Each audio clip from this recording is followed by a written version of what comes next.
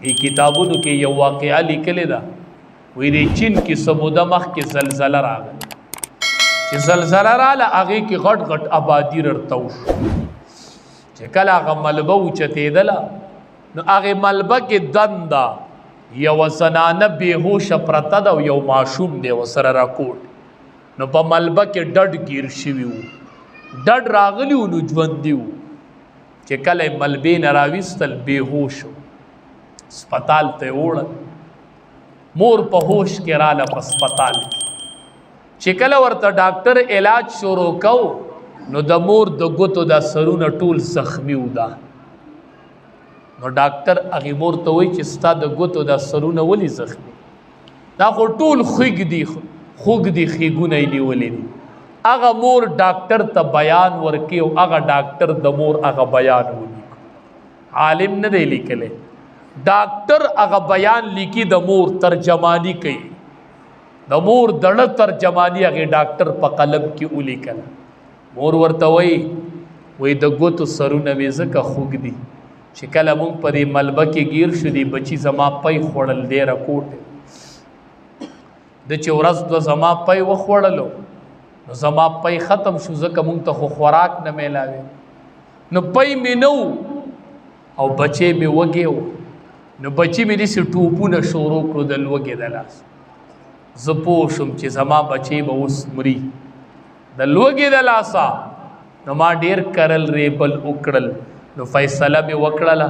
چې خپل ژوند به ورکم او د بچي ژوند به بچ کړم نو ما به ګټه راغستله او د یوې ګوتې سر به مې ټکو او د دې نه به وینه راوتله او بچي له به مې په خوله کې ورکوله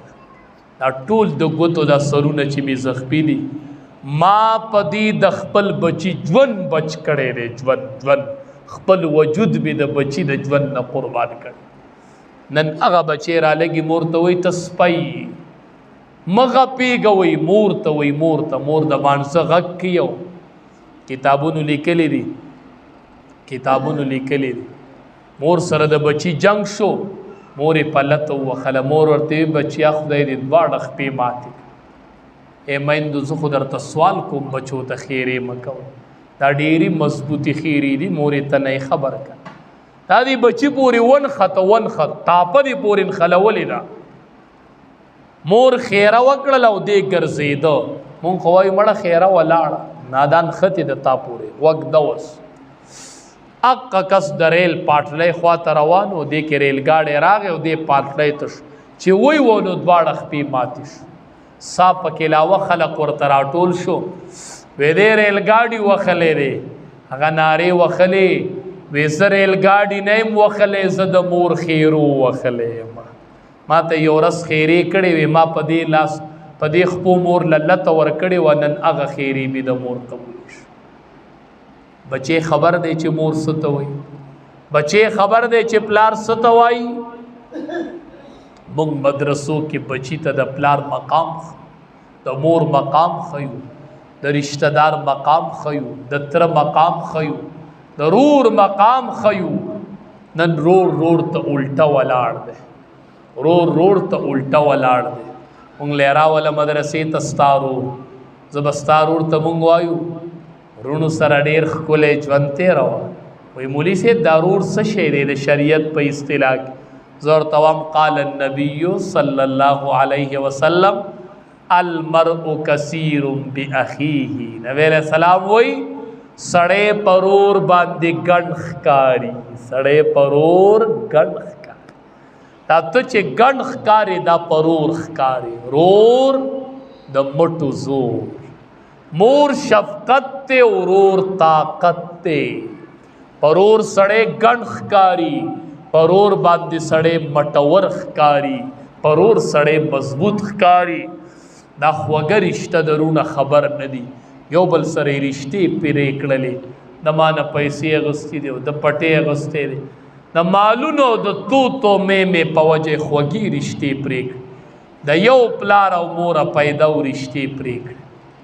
نن د خور سره څه حال دی نبی علیہ السلام فرمایي چې څوک فرض مانځله ځي او اودس یې کور کړی او دې قدم اوچت کړي په دې قدم الله یوه نیکي ورکړي یو درجه ورکی او الله یو ګناه معاف کړي. یو قدم بل دی د دې مره اجر په الله ورکړي. هغه قدم دی چې هغه د کور نه اوچت شي د رشتہ دار د ملاقات لپاره، چې زه د رشتہ دار ملاقات کوم. دا رشتہ ډیر خوږ څیز دی. سوال درته کوم دا مکټ کوئ. تاسو ته دا چا ویلي چې دا تره تربور دی او تره نه به ځان ساتي او تره ته به د راز خبره نه کوي؟ تا ما نه د تره باره کې تپوس کړی دی؟ تا د منبر تعلیم اورېدلی دی؟ قال النبي صلی الله علیه وسلم، د دواړو جهانو سردار فرمایي عم الرجل سنو ابیه، تره د سړي چې دی دا په مثل د پلار، دا په مثل د پلار. د تره داسې قدر کوه لکه د پلار قدر چې تره ته په داسې نظر ګوره چې دا زما پلار را روان دی. عم الرجل سنو ابیه، دا خو په مثل د پلار، دا خو زما پلار راغی. پلار نبی علیہ السلام ناسته مخامخ تره رخکاره شو. عباس رضی الله تعالی عنه اسمان نه جبریل امین راغی. نبی علیہ السلام ته فرمایي دا الله حبیبا خبرې په قلاره کوه، ستا د پلار شاخ راغی، ستا د پلار مثل راغی. د الله حبیبا خبرې په قلاره. پیغمبر ته حکم دی چې تره راشي خبرې په قلاره. مونږ ته تره وایي، تره معاشره راته وایي تره تربور دی. دا مونږ ته چا ښودلی دي؟ دشمنو ته یې د یو بل ودرولي یو. تره ته غږ نه کوو، ورور ته غږ نه کوو، د خور تپوس نه کوو، د رور تپوس نه کوو. نبی کریم صلی الله علیه وسلم یو ورځ خپل رضاعي خور ولیدله، د بیبي حلیمې لور وه. بیبي حلیمې نبی علیہ السلام له پی ورکړي و که نه، نو د هغې لور خو د نبی علیہ السلام خور شوله که نه. مور یې نبی علیہ السلام له پی ورکړي و، بیبي حلیمې نبی علیہ السلام له پی ورکړي و. نبی علیہ السلام یې رضاعي زوی و. مونږ چې د عمرې له تلي و طایف کې هغې وادۍ ته الله بوستلو، په کومه وادۍ کې چې بیبي حلیمې نبی علیہ السلام له پی ورکړي، او کومه وادۍ کې چې د نبی علیہ السلام سینه ملایکو څیرلې وه او زړه یې وله د زمزم په اوبو انځلی و، هغې وادۍ ته الله بوست. هغه مو ولیدله چې دې کې به امام الانبیا ګرځېدو. د بیبي حلیمې لور به بیزي سره ولې او امام الانبیا ورځ مور ته وایي زه دې نه ځان سره بوځمه دا رور مې. نبی علیہ السلام راکوټ هغې وی نه، وی نه بیزي نه شړم چې دی را سره نه پرېږدي، وی زه بوځه. نبی علیہ السلام مې بوست. چې واپس راله دا لوري، خپلې مور ته وایي ما خو به دې خپل کچ رور کې ډېر عجیبه خبرې ولیدلې. وی څه خبرې دې پکې ولیدلې؟ وی ومې لیدله دا بیزې مې نیسې سر له خورې کړلې او دې ما سره و. دې بیزو لږ لږ سر وکړو او بیا ټولې راللې او د ده نه ګیر چاپېره کېناستې، ټولو ده ته کتل. بیزي خو د ده په تماشه وي، بیزي خو ټوله ورځ نن ده ته کتل، زما دې ورور ته یې کتل. په ده کې د نبوت نښې ښکاره کېدلې که نه. او ملایک رالل راوی پرځو، سینه یې وله وڅیرله او زړه یې ترې راویستو او د زمزم په اوبو یې ووینځه. نو دا بیبي حلیمه چې وه د دې لور وه شیمه، نبی علیہ السلام چې به بیزي به یې سره ولې امام الانبیا به ورسره و. ډېره موده پس دا په یو جنګ و نبی علیہ السلام هغه وګټو، دې کې شیمه راله. صحابه ورته ویل ستاسو د پیغمبر مې رور دی، په عمر کې خو ډېره مشره وه دا د نبی علیہ السلام. نبی علیہ السلام وی رای ولی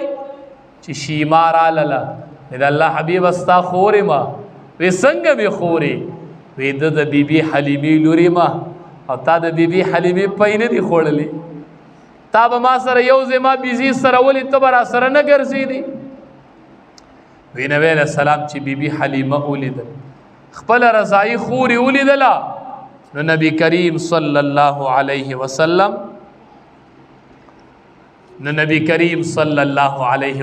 ډېر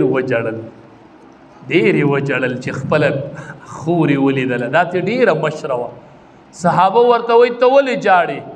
وی ما ته نن خپله رضاعي رشته را یاده شوله، نن مې بیبي حلیمه یادېږي، زما رضاعي مور وه. نن ما خپله رضاعي خور ولیدله. نن ستا د خپلې نسبي خور سره څه حال دی؟ رضاعي پرېږده، د نسبی خور سره د څه حال دی؟ نو دا ډېرې خوږې رشتې دي که نه دا مکټ کوئ که دا خور پرور څومره خفه کېږي دا لور په پلار څومره خفه کېږي دا ډېرې خوږې رشتې دي د دې رشتو خیال ساتو دغه شان د ښځې او د خاوند چې د دام ډېره مضبوطه رشته دې رشتو کې ډېر خیال کوئ ډېر خلق د هغې ته پته نشته دی دا ځي ذهن دا دی چې دا ښځه زما مزدوره ده که زه هر ثواب وام که هر څه کوم به ښځې ته وایي ستا زما نه څوک تپوس نشي کولی داسې ورته وایي که نه نه داسې مه وایه داسې مه وایه د دې تپوس په الله کې ډېره ګرانه به درته پرېوځي نن یې مور تپوس نشي کولی رور نه او خور نه که هغه تپوس کوي ته ظلم ښه زیاتی دې سره دا خاوند ظلم کوي دا کور ال نه وی بیا رشته ښه رادي او ته چې دا ظلم کوي وایي ستا رور دې راشي او زما نه دې تپوس وکړي پلار دې داسې کما مه کوه داسې مه کوه یو ورځ د تپوس شته الله به تپوس کوي ګورې نبی علیه السلام وفرمایله وی حدیث قدسی دی رب العالمین وایي چې د خاوند نه به د ښځې حساب الله وی زه پخپله علم الله دا تپوس په زه پخپله کوم د ښځې او د خاوند فیصله به الله وی زه پخپله چې الله درنه تپوس وکړي چې 20 کاله تا د بیبي سره ژوند تېر کړی او ماله حساب ورکولی شي موږ د یوې ورځې حساب ورکولی شو چاله چې الله وی د 20 کالو حساب چې 20 کاله دې ورته کور کې سپک کتل نه دې ښځه کول او نه دې پرېښودله دا زما بنده نه و دا زما د عقد د لاندې ستاسو تابعداره شوې نه وه دا نکاح تا ته دومره ټیټه کړې ده ته دې نکاح د من نه لر که ته بیا ښځې ته په لار کې وګورو څوک دې سترګې وباسي سترګې نو دا نکاح د الله یو حکم دی دا ښځې دومره زموږ تابعداري کړي دا وینځي خو نه دي که نه دا د انډیا سره خو جنګ نه و چې موږ پکې وینځي نیولي دي نه دا خو وینځي نه دي پلار نه لري مور نه لري قبیله نه لري خاندان نه لري او قرباني نه ده ورکړې ښځې ته وایي خلق ورته وایي ته د کم کلي نو دا د خاوند کلی ښیي کو خپل کلی ښیي خاوند کلی نه ښیي چې امنور کې واده وي زه د امنور یم ته خو د شلبانډه یې نو هغه کور خو ما نه پاتې دی اوس خو زما په امنور کې کور دی نو ستا پلار ته پلار ووایي ستا مور ته مور ووایي او ستا کلي ته کلی ووایي او ستا ځان ته خپل ځان ووایي ستا قبیلې ته ستا قبیله ووایي نو دا دومره قربانۍ کړي ته ورسره ولي ظلم کوي نبی علیه السلام صحابو ته یو ورځ وفرمیل ښه سړی درته وښیم وی ښه سړی پیژنئ صحابه ته وی خیارکم خیارکم اے صحابو پتاسو کې غورا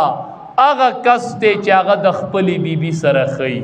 او زه پتاسو ټولو کې غوره یم ځکه چې زه د خپلو بیبیانو سره ښه یم دا نبی علیه السلام ویلي دا زه نه وایم ښه سړی هغه دی چې هغه د خپلې بیبي سره ښیي دا نبی علیه السلام وایي دا ښه سړی دی نو دا رشتې دي د دې به الله تپوس کوي خپلې رشتې برقرار د دې ټولو حاصل دا دی که نه چې بچیم قرآن ته کښېنوي بس بچي به هم د هر څه نه خبردار شي لوریانې به هم خبرداري شي بچي به هم خبردار شي بیا به نافرماني نه کوي رب العالمین دې د عمل کولو توفیق راکړي الله دې دا ختمونه په خپل دربار الهي کې قبول او منظور کړي او الله دې دا ماشومان با عمل حافظان کړي الله دې با عمل عالمان